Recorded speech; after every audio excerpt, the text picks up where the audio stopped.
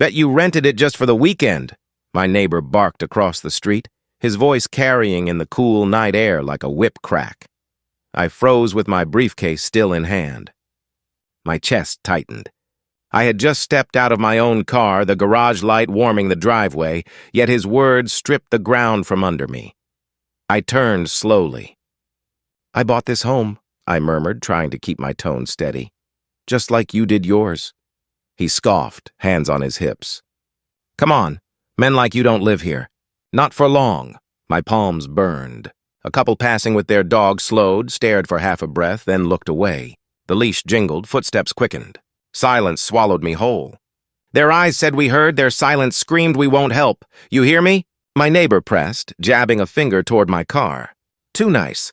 Too clean. I know what this is. Fraud. Or worse." His words sliced. I clenched my jaw, fighting the tremor in my hands. "The only crime here," I snapped softly, "is your hatred." He smirked, then pulled out his phone. "Fine, let's call the police. Let them see if you belong." My stomach twisted. I whispered half to myself, "Even now? Even in front of everyone?" A window creaked open 2 houses down. A woman peeked out, then shut it as quickly as it opened. The weight of their shutters pressed harder than his insults. Minutes later, flashing lights washed over the street. Red and blue beams cut across the white stone of my mansion, painting me as something dangerous. "Sir," one officer said, stepping close, hand brushing his holster, "we got a call.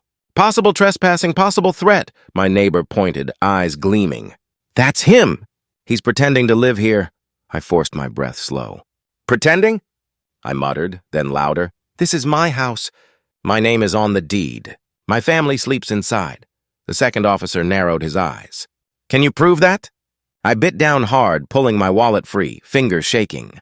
"My license, my documents. Proof I had to carry even in the shadow of my own front door." "This is humiliation," I whispered as I handed it over. "But I'll give you what you ask." The officer glanced at the card, then at the neighbor. His brow furrowed. "Everything checks out." For a beat, the street fell silent. My neighbor's lips twitched, searching for another lie. I looked straight into his eyes. 5 minutes, I breathed, my voice raw. That's all it took to drag my dignity into question. 5 minutes where you all stood and watched. I turned toward the officers, my chest heaving. "Do you know how many years I worked for this? And still, one man's word outweighs mine?" They shifted uncomfortably. The sirens faded as the car lights dimmed. I swallowed hard, my voice breaking but firm. "Remember this night.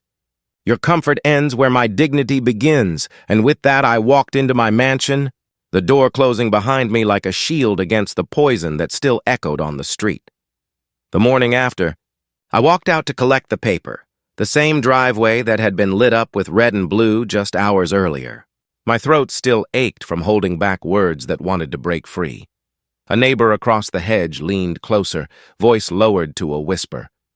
"You know how he is best not to get involved." I gripped the paper tight until it crumpled in my hand. "Best not to get involved?" I muttered. "He accused me of trespassing at my own front door." The man shuffled, avoiding my eyes. "Look, I didn't mean it's just easier to stay out of it." "Easier for you," I snapped. My chest tightened. Silence cost me more than his words. At least he shouted. "You all hid." He winced, opened his mouth, then closed it again. His door slammed a second later. That sound echoed louder than his whisper. I stood alone on the driveway, the sun burning my skin. Their silence roared louder than his insults. Inside, my wife waited at the kitchen table, a mug of untouched tea in front of her. She looked up as I came in. "You don't need to explain yourself to anyone," she murmured, reaching for my hand.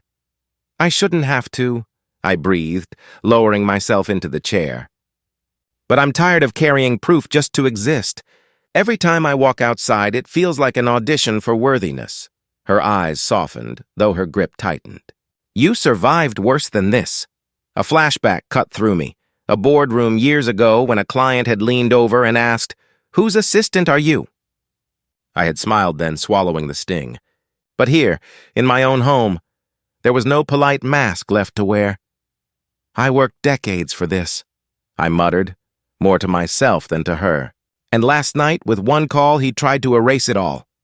The phone buzzed on the counter. Another neighbor's name lit the screen. My wife picked it up, listened, then covered the receiver. She wants to check in. Check in, I scoffed. Or make sure I stay quiet. She pressed the phone to her ear again. Yes, we're fine. Yes, it was a misunderstanding.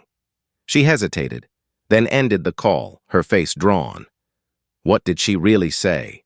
I asked. Her lips trembled. She said, "It's better if you don't escalate. You know how people talk." My fist slammed against the table, rattling the cup. Escalate? He dragged police into my yard. How much quieter do they want me to be? She leaned across, cupping my face with both hands. Let them be silent. You don't have to carry their cowardice. Her touch steadied me, but the wound still burned. I whispered, their silence is complicity. Last night wasn't just his insult. It was their agreement. I stood, staring out the window at the neat row of houses. Behind every shuttered curtain, whispers bloomed like weeds. I could almost hear them. Did you see the police? Trouble follows them. The phone buzzed again. I ignored it. My wife's voice broke the heavy stillness. What will you do? I exhaled slowly, words dragging like lead. I don't know yet. But something inside me shifted last night. I can't let this pass like the others. I won't. Her hand slid into mine again. Then whatever comes, we face it together. Her words wrapped around me like armor. Yet the echoes of silence outside pressed harder against the walls. I whispered into the empty room. If they won't speak, I will. I barely had time to sit with my thoughts before a knock rattled the door. My wife glanced at me, her brow furrowed. I opened it to find the neighbor's wife standing stiffly, her arms crossed tight. I wanted to clear the air, she muttered, eyes darting past me instead of into mine. Clear the air? I asked, my voice heavy. After your husband dragged police onto my lawn? She shifted, wringing her hands. He didn't mean it that way. My chest burned. Explain to me then. What way did he mean it? Because I heard every word. So did the entire street. Her lips trembled before she whispered. He gets carried away. It's not personal. You know how people talk? I leaned closer, my voice sharp. Not personal? He called me a fraud in front of my family. He told the police I didn't belong here. What's more personal than that? She flinched, looking down at her shoes. Please, don't make this worse. If you keep pushing, it'll only stir up the neighborhood. The words cut deep. Don't make this worse, as if my very existence was the problem. I clenched my fists. It's already worse. He made it worse the moment he called the police instead of calling me by my name. Her silence answered me better than any excuse could. She turned away, muttering, I just thought you'd understand. And then she was gone, retreating like my pain was an inconvenience too heavy for her doorstep. I slammed the door harder than I meant to. The echo rang in my chest. Minutes later, my phone buzzed. A close friend's name lit up. I answered, expecting comfort. I heard about last night, he began cautiously. Look, I just want to warn you, be careful. Careful? I snapped. Careful of what? Of defending myself? He hesitated. Of how you come across. Speaking out will only stir trouble. You don't want to be the guy everyone whispers about. My throat tightened. They're already whispering. They whispered while I stood outside my own home, accused of trespassing. Trouble found me without me saying a word. Listen, he muttered. You're successful, respected. Don't throw that away over one hot-headed neighbor. I pressed the phone hard against my ear, my voice low but steady. Throw it away? He tried to strip it from me.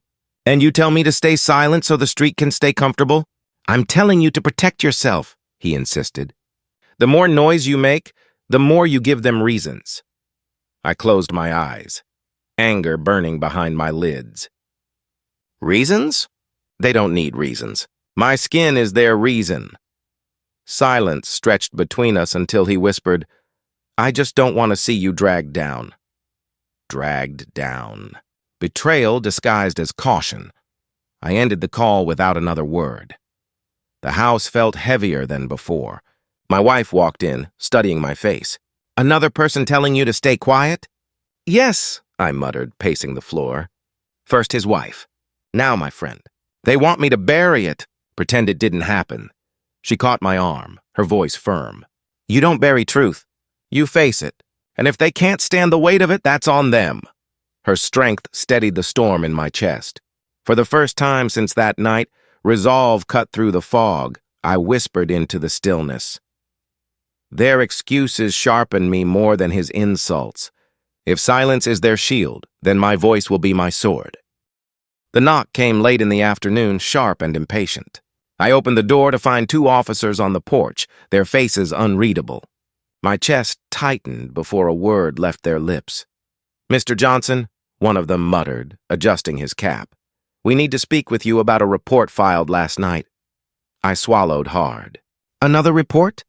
About me?" He nodded stiffly. "Your neighbor alleges you were aggressive toward him, threatening." My breath caught. "Aggressive?" I choked, heat crawling up my neck. I asked him to respect me. I asked him to stop humiliating me in front of my own house. The officer shifted his stance. "We had to check. When someone files a complaint, protocol demands it." My wife stepped into the doorway beside me, her voice rising. "This is harassment. He called you here last night, embarrassed himself, and now he's doubling down with lies." The second officer cleared his throat. "Ma'am, we're just here to get both sides. If you'd like to give a statement." "A statement?" I cut in, fists clenched at my sides. "I don't owe you a statement for living in my own home. What I owe is nothing, yet here you are again, questioning me, as if his words weigh more than my truth." Silence pressed in. The first officer scribbled notes, refusing to meet my eyes.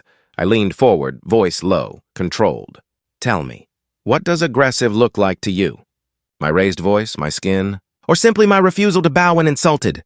His pen stilled, but he didn't answer. My wife's hand brushed my arm, grounding me.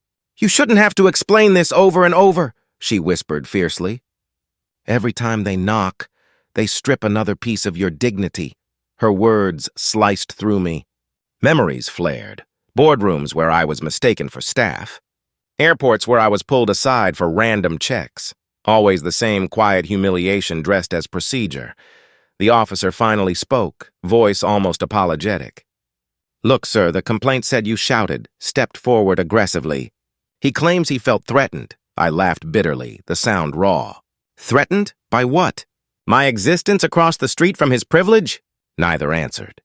I pulled a folder from the console by the door, thrusting documents toward them. "Here, my deed, my license, my business registration. Proof stacked high enough to bury his lies.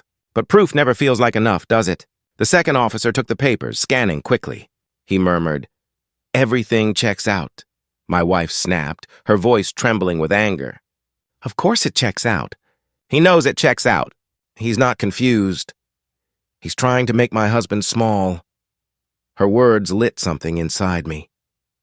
I turned back to the officers. "You came here twice in 2 days because one man cannot stand that I belong. And you treat his paranoia like it deserves equal weight. That's the injustice." The first officer shifted uncomfortably, closing his notebook. "We'll file this as a closed matter." I stared hard at him. "Closed for you, maybe, but not for me. This stain doesn't wash out. Every knock echoes. Every glance from my neighbors says, maybe he doesn't belong after all." Neither replied. They gave a clipped nod, retreated to their cruiser, and rolled down the street. I shut the door with shaking hands. My wife turned toward me, eyes brimming with fury and sorrow. "They doubted you again," she whispered. "Yes," I muttered, chest heavy. "And I can't breathe under the weight of their doubt. But doubt has a way of turning into fuel." I looked out the window as their taillights disappeared. My reflection stared back at me in the glass, tired, scarred but unbroken. I whispered to myself, "If my dignity is on trial, then I'll make the whole world my witness." The community hall buzzed with low chatter, chairs scraping, papers shuffling. I sat at the back at first, fists tight in my lap, watching neighbors who had once waved now avoid my eyes. My wife's hand pressed against mine. "You don't have to hold back," she whispered. "Not tonight." The meeting began like any other. Updates about parking, noise, new landscaping. Then his voice cut through the room like a blade. "I don't want people like him lowering our property value." My neighbor spat, his arm jerking in my direction. Every breath left my chest at once. My jaw clenched. I rose slowly, the chair legs screeching against the floor. People like me? My voice carried sharper than I intended. You mean people who work twice as hard to stand here? Or people who bleed their dignity on your sidewalks just to prove they belong? The room went silent. Eyes shifted. Some widened.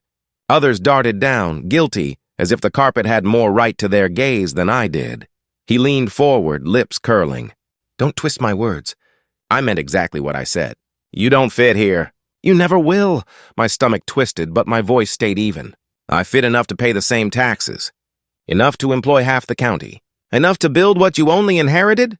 A murmur rippled through the crowd. Someone coughed. Another whispered. A woman near the front muttered, "This isn't the place." I cut her off. It is the place. It's always the place when the insult is loud, but the truth is told in hushed tones. My neighbor's face reddened. He slammed his hand against the table. This neighborhood has standards. I stepped closer, each word deliberate. And tell me, what are those standards? Quiet racism behind curtains? Silence when lies send police to a man's door? Standards measured in skin? Gasps scattered like broken glass. The moderator tried to intervene, but the tension gripped every corner of the hall. My wife's voice rose firm behind me. Enough, he has a right to speak. More right than anyone who calls police for sport, he sneered. You're playing the victim. I snapped my gaze toward him, voice cracking with fury. Victim? You called officers twice because you couldn't stand the sight of me walking into my home. You humiliated me in front of my neighbors. And not one of them, I swept my arm across the room, opened their mouth to stop you. The silence grew heavier. A man in the corner whispered to his wife, He's right. My neighbor stammered, his voice cracking now. You're twisting it. It wasn't about race. Then what was it about? I pressed, my words sharp, unrelenting. Explain it. Look me in the eye and tell me what else you saw but the color of my skin. He opened his mouth, but no words came. Only a faint tremor in his jaw. A young woman near the front murmured, It was about race. We all know it, the air shifted. For the first time, his certainty cracked. I took a long breath, steady but raw. I don't ask for your approval. I don't beg for your welcome. But I will not accept your lies dressed as standards. This is my home, my street, my community, whether you choke on it or not. The moderator finally spoke, her voice low. We should move on, but the meeting had already changed. Eyes that once looked away now lingered on him, not me. His smirk faltered, his shoulders hunched. As I sat back down, my wife leaned close, whispering in my ear. The shift has started, I nodded, my chest still burning. Yes, I breathed. And there's no turning back. By the next morning, whispers had grown wings. My phone vibrated endlessly, messages piling in faster than I could read them. Did you see the news clip? A colleague texted. Your name's all over the neighborhood group chat, another muttered in a voicemail. When the knock came at noon, cameras followed. Reporters clustered at the edge of my driveway, their voices sharp, insistent. Mr. Johnson, one shouted, microphone thrust forward. Do you feel you're being targeted because of race? I drew in a slow breath, steadying myself. This isn't about feelings, I answered firmly. It's about facts. A neighbor called the police on me for walking into my own home. Twice, another voice cut in.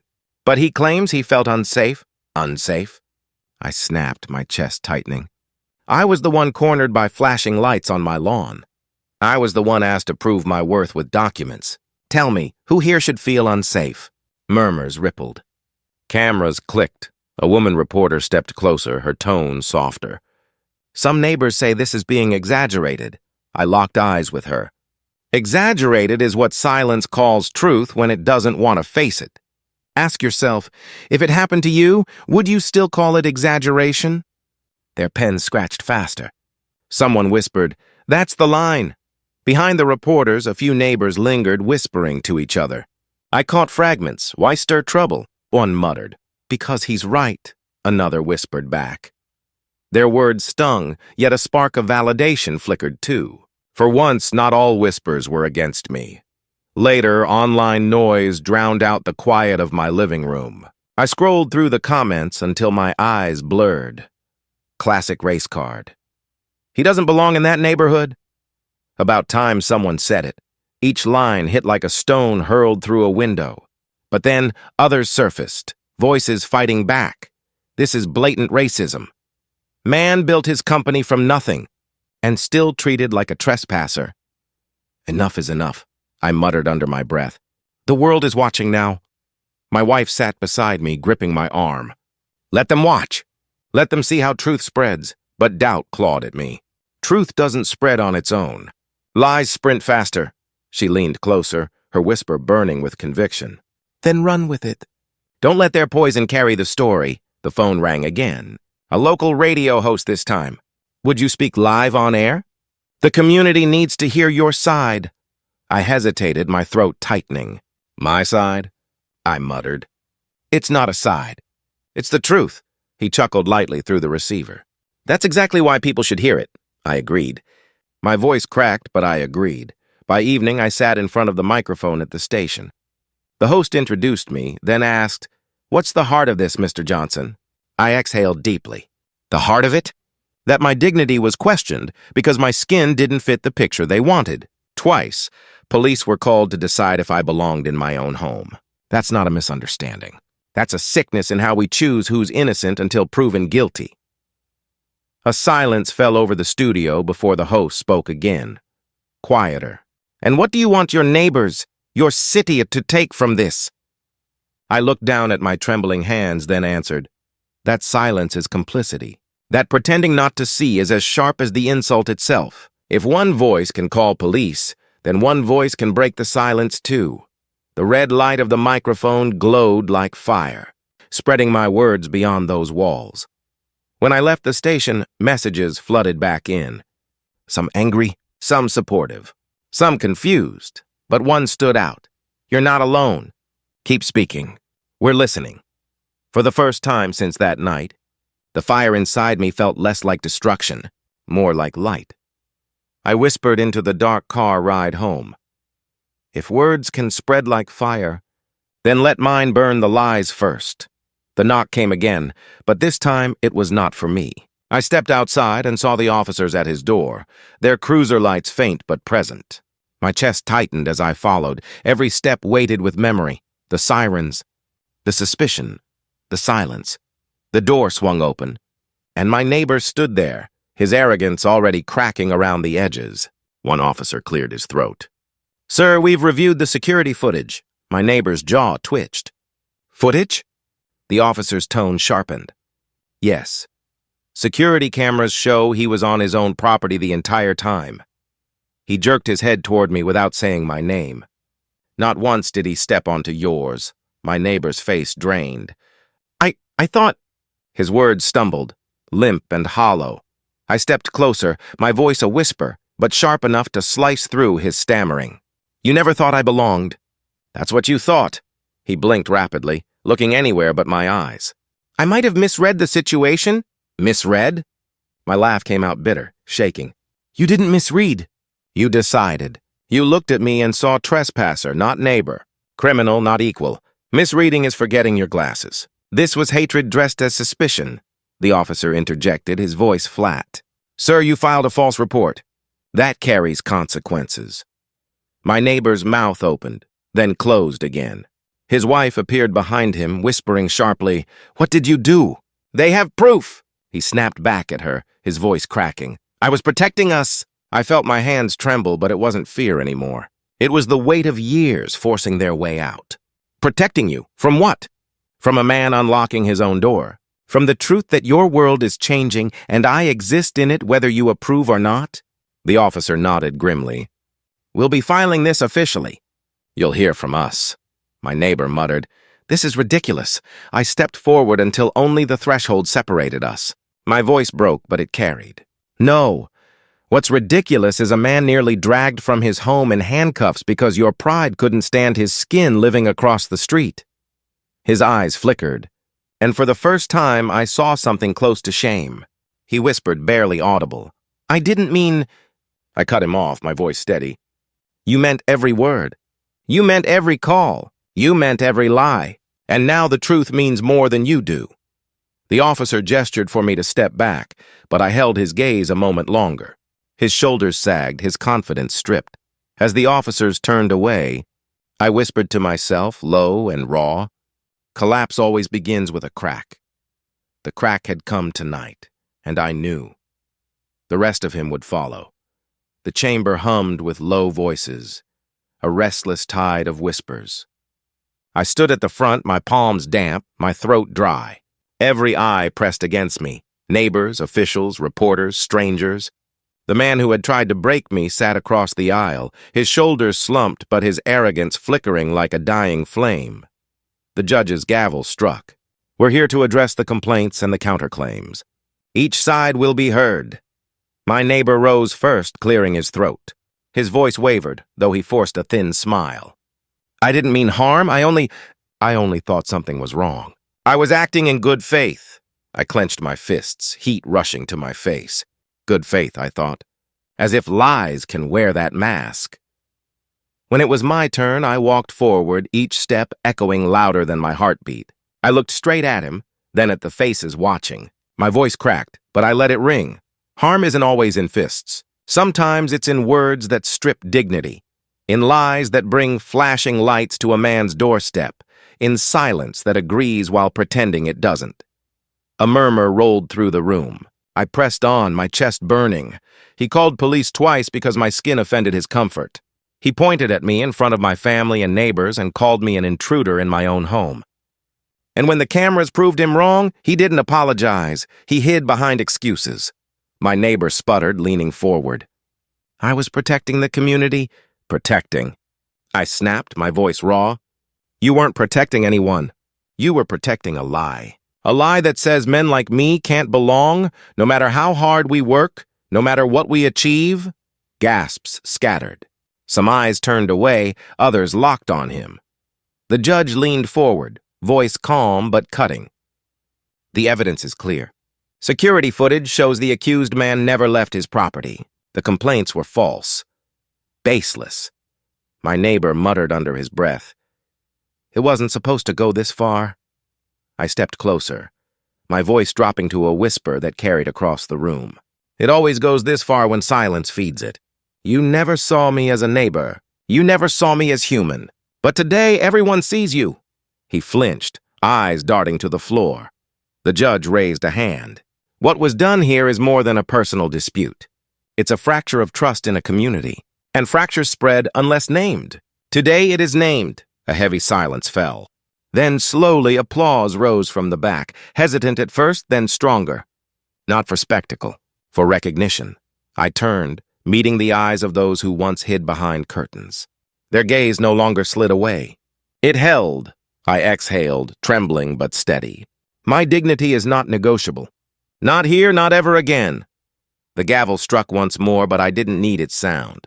The reckoning had already landed, and in his silence, broken and small, I saw the collapse complete. The hallway outside the chamber felt colder than the courtroom itself. My neighbor stood against the wall, his face pale, his lips tight. The officers flanked him, their voices clipped. "Sir," one officer muttered, "you're free to go for now." "But the record stands!" His shoulders sagged. He didn't move.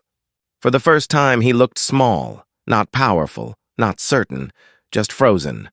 I watched, every nerve in my body buzzing. Free to go, I thought. Free to crawl back into the silence that once sheltered him, but never free of what was revealed here. My wife slipped her hand into mine, whispering, "It's over." I shook my head softly. "No, it's changed. Over means forgotten. This won't be forgotten." My neighbor tried to meet my eyes, his voice cracking. I didn't mean for it to come to this." I stepped closer, my breath heavy. "You meant every call, every word, every lie that dragged officers to my door. The only thing you didn't mean was being caught." He swallowed, his jaw twitching, but no defense came. His silence was louder than his insults had ever been. One officer turned toward me. "You're free to go, sir. We'll finish our paperwork." The words cut through me like a strange balm, not comfort, not triumph, but release. I nodded slowly. "Free to go," I echoed, almost whispering. For once, those words are mine. We stepped outside into the crisp evening. Reporters hovered at a distance, cameras ready, waiting for sound bites. But I gave them none. My wife leaned close. Say something if you want, I exhaled, shaking my head. Not today. Silence can speak too. His silence froze him. Mine will free me. I looked back once. My neighbor stood under the fluorescent light, eyes blank, mouth shut, frozen in the wreckage of his own lies. I whispered, more to myself than anyone else. 5 minutes. That's all it took for truth to melt lies, and for lies to leave him frozen. We walked away hand in hand, the night air sharp but clean. For the first time in weeks, I didn't feel the weight of proof pressing against my chest. I felt dignity, quiet, steady, mine again.